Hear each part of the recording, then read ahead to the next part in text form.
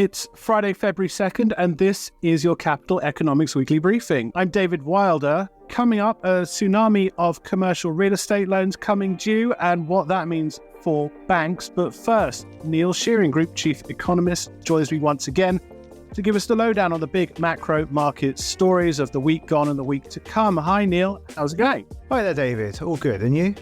Yeah, good. It has been a busy week, and it's a busy week that ends with a bang. We've got to start with that US jobs report.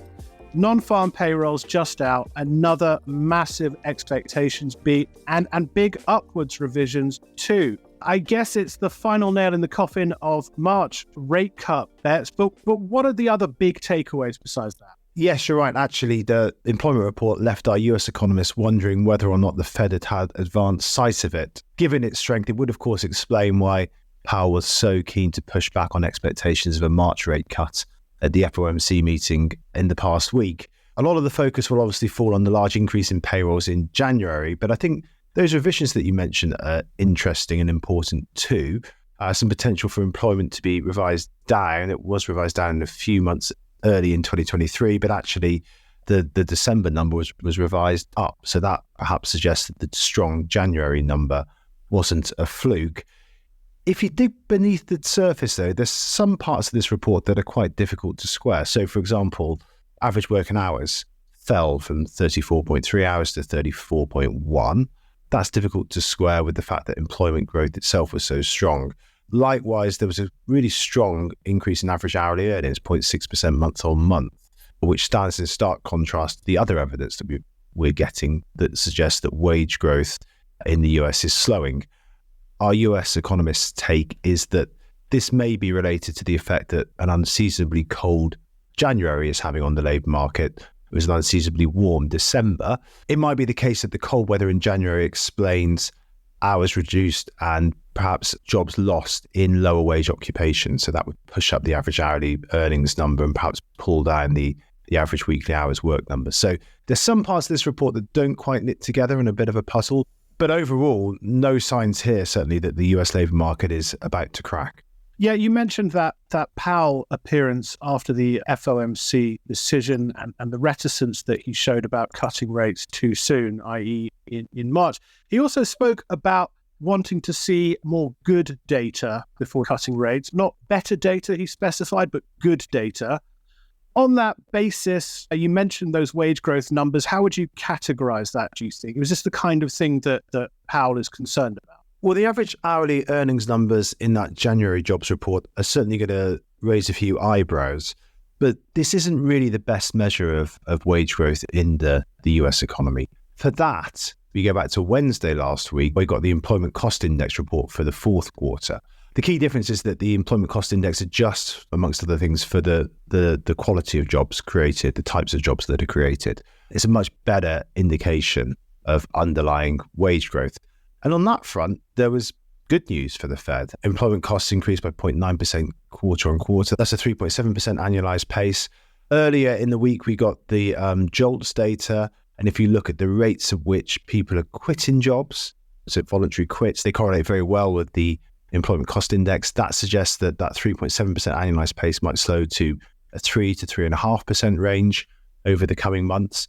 And that's perfectly consistent with a 2% inflation target when you've got productivity growth running at healthy rates in the US economy at the moment. So yes, the average hourly earnings number in the January jobs report will raise a few eyebrows, but actually I think the more reliable data is suggesting that wage pressures in the US economy are continuing to cool.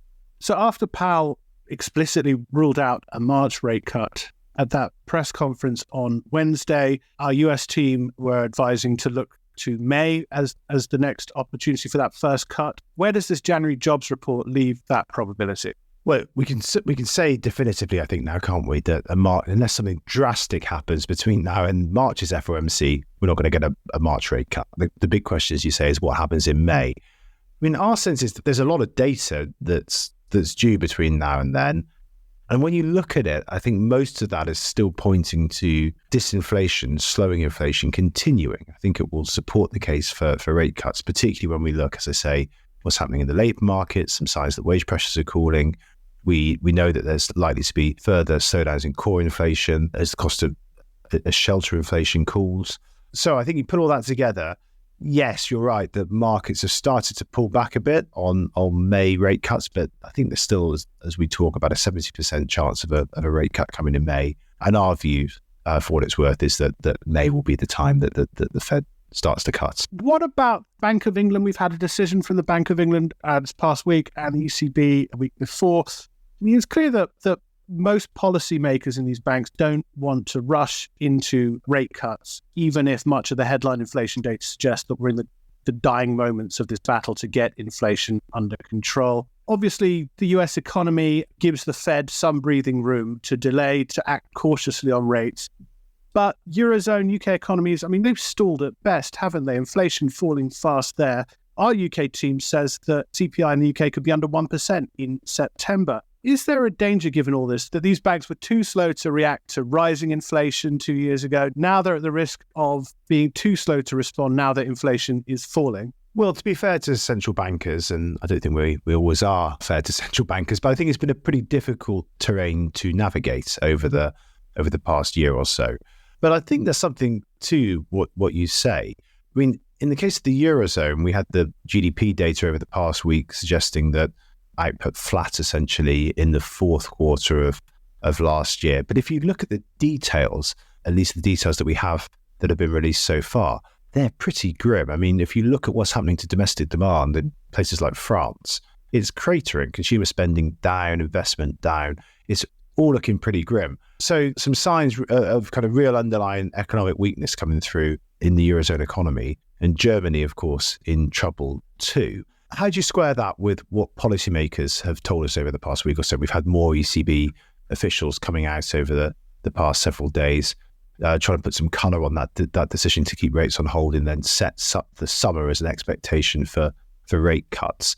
I mean, I think it's pretty clear that no central banker wants to go down as this generation's Arthur Burns. So this is the head of the Fed of the 1970s that was widely, but probably unfairly, blamed for letting the inflation genie out of the bottle in that decade. No one wants to be remembered as this generation's Arthur Burns. And I think when you play that forward, what it means is that if it comes down to a choice between cutting rates too late and tolerating an economy that is weaker than would otherwise be the case, or cutting too early and potentially opening the door to another increase in inflation, they're much more likely to do the former than the latter. The problem, I think, as you suggest, is that if you look at the monthly inflation data in Europe and in the UK, it paints a more reassuring picture, I think. So if you look at the kind of month-on-month annualized rates of core inflation, they are, if not at 2% in the case of the UK, then they're getting there. And in the case of the Eurozone, they're a bit below it on an annualized basis. And yes, we've seen some survey evidence that firm selling price expectations have picked up a bit in Europe over the past month or so. But really, I think there's signs now that the disinflation process is gathering pace. So difficult terrain for central banks to navigate. But my sense is in Europe, they probably are being a bit unduly cautious. By the same token, this is what always happens in rate cutting cycles. The central banks are always push back against the idea that they're about to cut interest rates until such time that they do. So I don't think it's entirely unexpected, but by the same token, I don't think it means that we should necessarily rule out a rate cut in April in the case of the ECB, in June in the case of the Bank of England. You spoke on last week's podcast about the importance of data coming out of labour markets in helping decide the timing of rate cuts. Talk a bit more about what we're seeing in the labour markets in Europe and the UK. I know we've covered the US, but let's talk about those. They've held up relatively well, haven't they? I mean, yes, we're seeing some signs of weakness, but nothing like what you'd expect at this stage of a monetary cycle. What do you think accounts for this resilience, and where do we go from here? Is it more gradual loosening that we've seen, or is something more recessionary coming down the pike? Well, I think it's really important to view what's happening in labour markets in the context of the broader weird cycle that we've had, such that it is a cycle since the pandemic. And related to that, the enormous dislocation that's happened to the labour supply in the Eurozone and in the UK over the past 3 to 4 years. So the conventional way in which you would expect the labour market to respond to a weak economy is that demand goes down, hiring goes down, unemployment goes up. We've not seen that this time. However, we are seeing signs that the labour market is cooling in other ways. So hiring intentions falling, job vacancies are softening. The quits rate we talked about in the case of the US, voluntary quits are falling in most countries too. And when you then map that to what's happening to wages, yes, the year-on-year growth rate of nominal wages is still uncomfortably high for central banks. But if you look at the month-on-month changes, seasonally adjust them, annualize them, they're fallen quite a long way. So what's happening here, I think, is that demand and supply coming into better balance across labour markets in Europe and, for that matter, the US. And so we're getting that moderation in wage growth without there necessarily needing to be a big rise in unemployment. And obviously, this is at the heart of the kind of so-called soft landing. Let's go back to the US very quickly. You just mentioned the productivity growth numbers there. We're speaking a day after strong earnings reports from Meta and Amazon, both companies talking up Gen AI as drivers of their business in their earnings calls. Is there a connection here between the productivity growth numbers we're seeing in the US and what these apparent leaders in driving the rollout of AI are saying? Is AI having this impact on productivity numbers? Well, I think there's a couple of points we can say with reasonable conviction, and then there's lots of uncertainty. The things we can say with reasonable conviction is, A, productivity is a mystery to economists. It's quite difficult to know what drives it and what influences it from one quarter to another.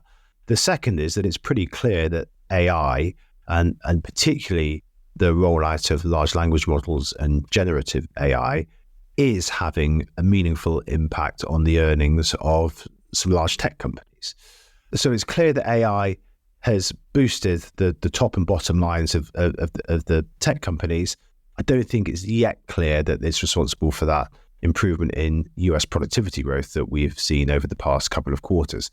Now, that's not to say that won't happen. In our Spotlight report last year, we made the case actually that we did think there would be a boost and substantial boost to productivity growth, particularly in the US from the rollout of AI, but that it would take time to happen. And so we've penciled in that rise coming in the latter half of this decade and into the 2030s. Could be that it's been rolled out a bit more quickly and that rise in productivity is happening a bit sooner than we had anticipated. I think the other point we made in that report is that when you look back at the history of new technologies, the common thread is that markets tend to try to crystallize the perceived benefits of those technologies ahead of them actually happening in the real economy.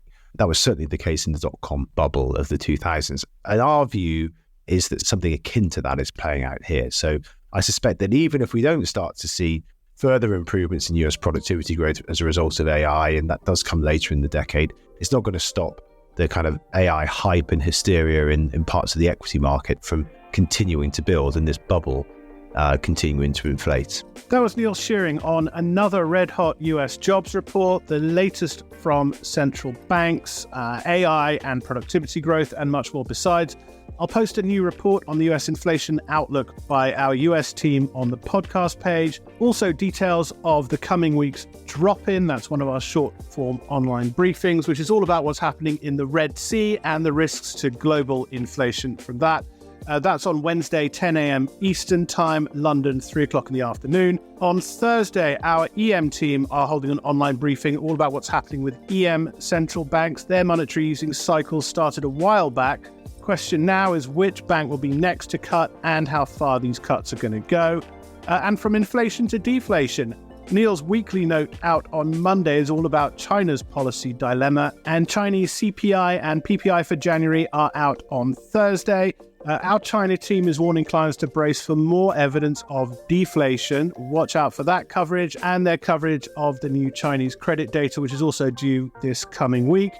Also look out for our recent analysis covering our new lithium price forecasts, Canadian wage inflation, Eurozone fiscal tightening, and the real stance of monetary policy.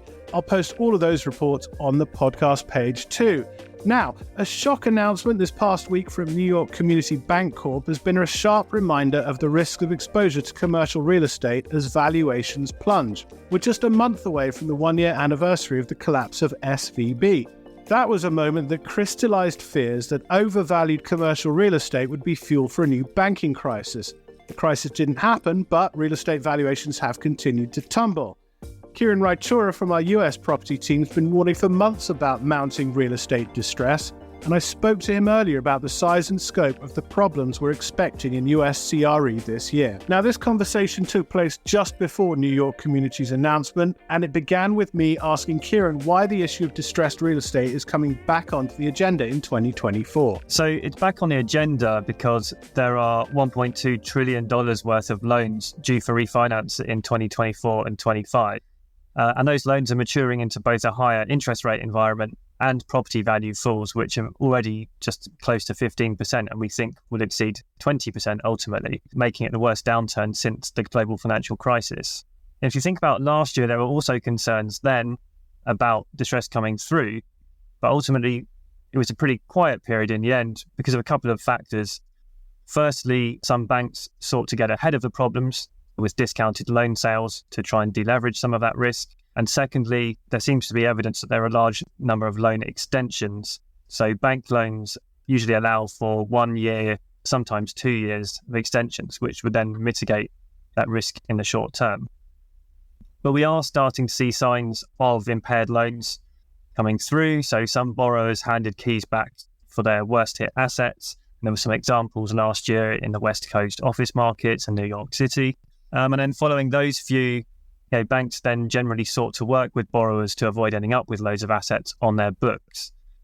And we've also seen CMBS delinquency rates rise. So that records loans that are 30 days or more in arrears.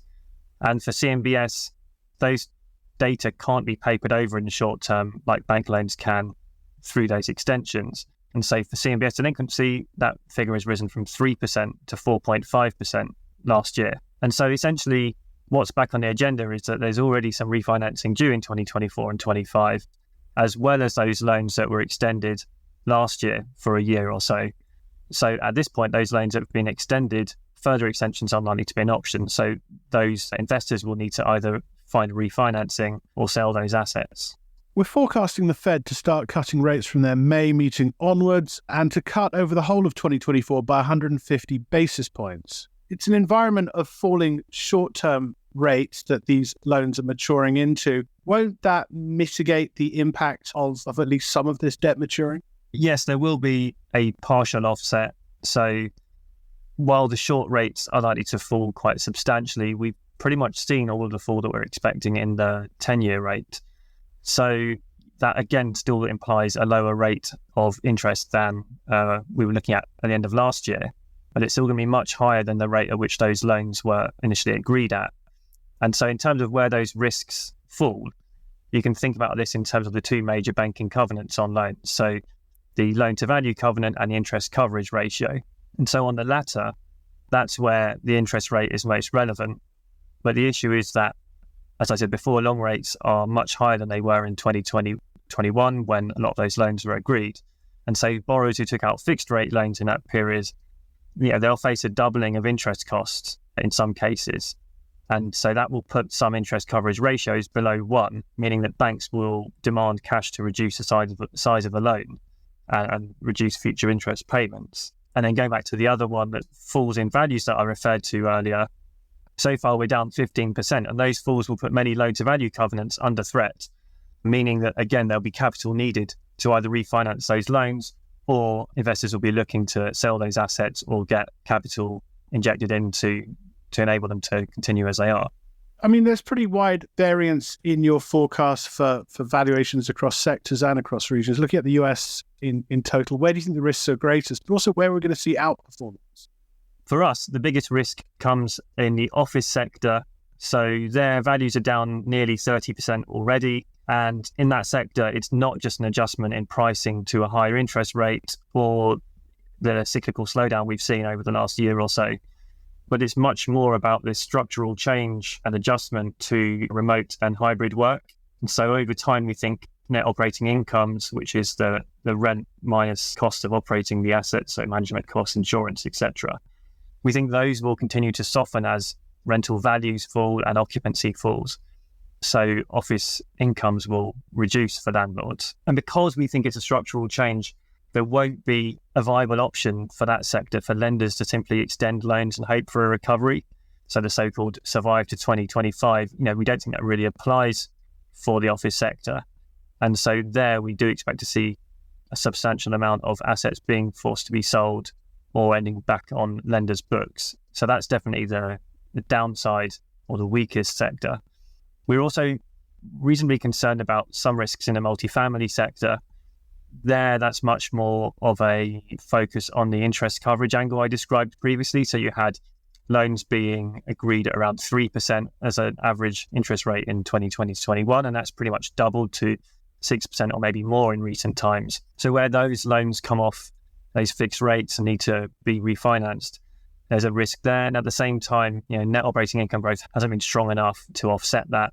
And that's partly because you've had increases in various costs, but in particular insurance costs in some coastal markets. But I think for that sector, we think it's much more of a specific issue for those loans taken out in those 2 years or so, 2020 to 21, and particularly in those coastal markets where they've had a big increase in insurance costs, and in the south where there's been this big extent of overbuilding that we think will start to come, or has started to come through last year.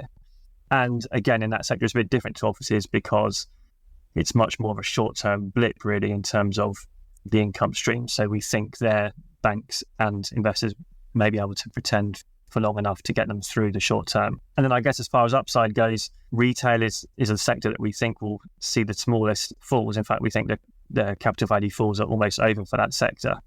But actually there's probably more of an opportunity on the equity side rather than on the debt side. Okay, but taking it all together, this all sounds quite scary. We're just over a month away from the 1-year anniversary of the SVB collapse, and that crystallized fears about exposure to commercial real estate. A US team at the time was warning that there were scenarios where this could create this adverse feedback loop between small banks and the real estate sector, could carry echoes of the savings and loan crisis in the early 80s.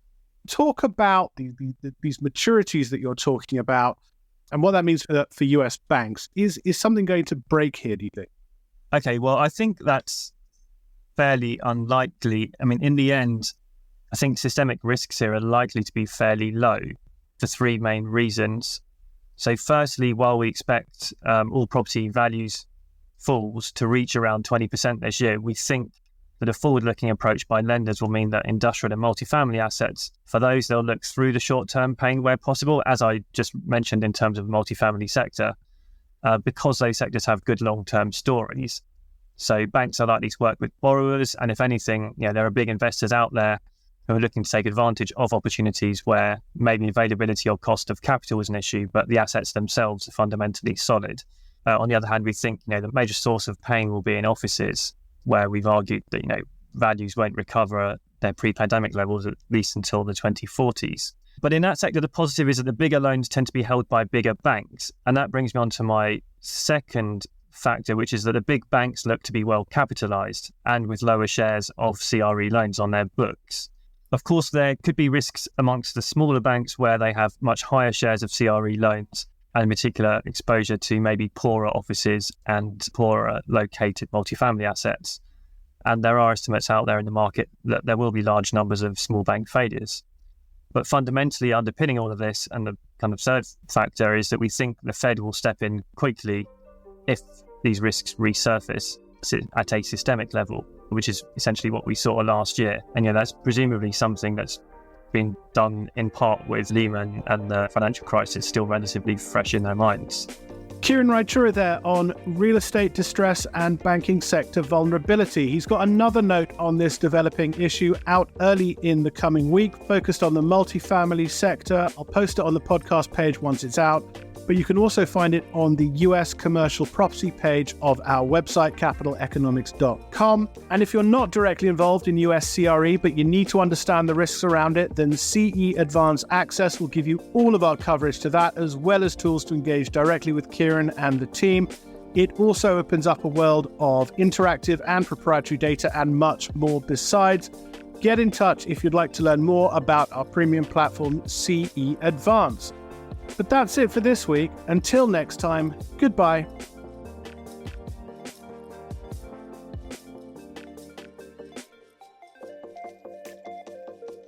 Whilst this podcast is provided with all reasonable skill and care, it comprises the subjective views of our economists.